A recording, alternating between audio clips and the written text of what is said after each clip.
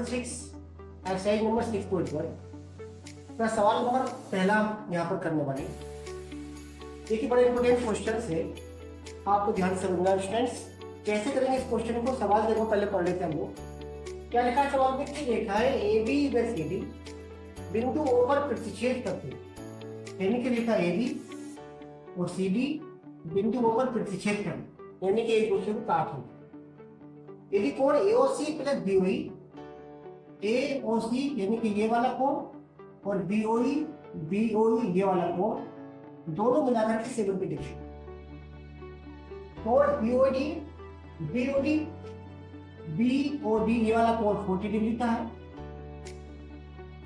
तो हमें बताना कोण BOE यानी कि BO और E यानी कि ये वाला बताना आपको, ये कितने डिग्री का होगा। और COE यानी कि C हमारे पास ये है, O और E का हमें बताना है रिफ्लेक्शन एंगल, यानी कि प्रतिवर्ती कोण याद करना। अब कैसे करेंगे सवाल को, सवाल देखिए यहाँ पर सॉल्यूशन करते हैं इसका। सॉल्यूशन में क्या करना है स्टूडेंट, सबसे पहले दिया है कि एंगल AOC और BOE हमारे पास है, यानी कि दिया है सवाल में angle AOC plus angle BOE बराबर 40 यानी 70, यानी कि इस एंगल का और इस एंगल का जो योगफल है वो 70 डिग्री का दे रहा है। और एंगल BOE हमारे पास दे रखा है, BOE हमारे पास दे रखा 40 डिग्री, BOD दे रखा 40 डिग्री, ये 40। अब ये कोण हमारे पास दे रखा 40 डिग्री। अब चूंकि ये दोनों रेखाएं एक बिंदु पर प्रतिच्छेद हो गए, इसका मतलब ये वाला एंगल ये और ये एक दूसरे के होंगे सिर्फ अभिमुख कोण, यानी कि वर्टिकल अपोजिट एंगल। अब जब ये वर्टिकल अपोजिट हो गए तो ये 40 का डिग्री का तो ये 40 डिग्री होगा, क्योंकि वर्टिकल अपोजिट एंगल यानी कि इक्वल। अब यहाँ पर देयर सिंस हम सवाल को समझाए, यहाँ पर angle BOD is equal to angle लिखेंगे AOC is equal to 40 degree. ऐसे क्यों लिखेंगे, क्योंकि ये हमारे पास शीर्ष अभिमुख कोण, शीर्ष अभिमुख, और इसे इंग्लिश में कहते हैं वर्टिकल अपोजिट एंगल। अब ये 40 डिग्री का तो ये 40 डिग्री हो गया। अब इन दोनों का सम हमारे पास दे रखा है, एंगल AOC प्लस BOE हमारे पास दे रखा है कितने का, 70 डिग्री।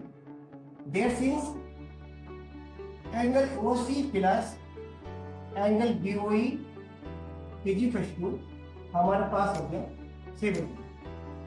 अब BOD और AOC बराबर 40 डिग्री के, तो AOC यहाँ पर हमारा लेगा 40 डिग्री का, लिखेंगे यहाँ पर। यहाँ से BOE हम फाइंड 7, यानी कि एंगल BOE हमारे पास हो जाएगा इज इक्वल टू 70 माइनस 4, यानी कि एंगल BOE बराबर हमारे पास हो जाएगा 30।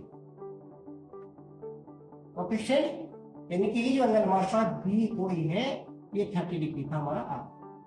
ओके स्टूडेंट्स, इस तरह से हमने एंगल BOE फाइंड किया। अब आगे देखते हैं सवाल में क्या है, हमें बताना है COE। पहले COE निकालेंगे, उसके बाद इसका निकालेंगे प्रतिवर्ती एंगल, यानी कि रिफ्लेक्शन। आगे देखिए सवाल को, यहाँ पर देखिए स्टूडेंट्स,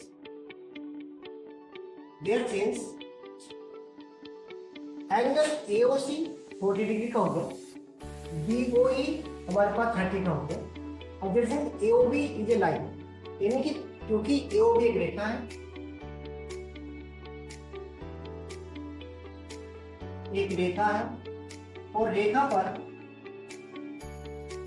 रेखा है, और जब रेखा होती है तो रेखा के एक और जो एक कोण बनते हैं वो 180 के बनते हैं। अब इस रेखा AOB जो AOB दे रखी है, इसके ऊपर की ओर जो एंगल बनने हैं वो सब 180 का होंगे, यानी कि 180 डिग्री के होंगे। और यहाँ पर लिखिए angle AOC plus angle COE plus angle BOE। अगर इन तीनों को हम जोड़ते हैं यहाँ पर तो हो जाता है हमारे पास 180। अब AOC फाइंड कर लिया 40 डिग्री का, COE हमें फाइंड करना है प्लस BOE हमारे पास 40 लीजिए। अब 40 तो 30, उसके बाद इन दोनों को जोड़ दें हम लोग तो 70 plus angle COE is equal to 1। Angle COE find करें हमारे पास 180 में से 70 180, एंगल COE बराबर हो जाएगा 110। अब इसका बताना प्रतिबल, इसलिए प्रतिवर्ती को प्रतिवर्ती यानी कि reflection reflect angle COE is equal to, जब रिफ्लेक्स बनाते हैं किसी एंगल का तो 360 में से उसी एंगल को माइनस कर तो 250 इसका आंसर हमारा होगा। इस तरह से ये सवाल हमारा पूरा कंप्लीट हुआ। ओके स्टूडेंट्स, आगे सवाल पढ़ते सवाल नंबर 2। हेलो स्टूडेंट्स, अब क्वेश्चन नंबर 2 की बात हम यहाँ पे कर रहे हैं। क्वेश्चन नंबर 2 में क्या लिखा है कि रेखाएं XY और MN बिंदु O पर प्रतिच्छेद करती है, यानी कि XY और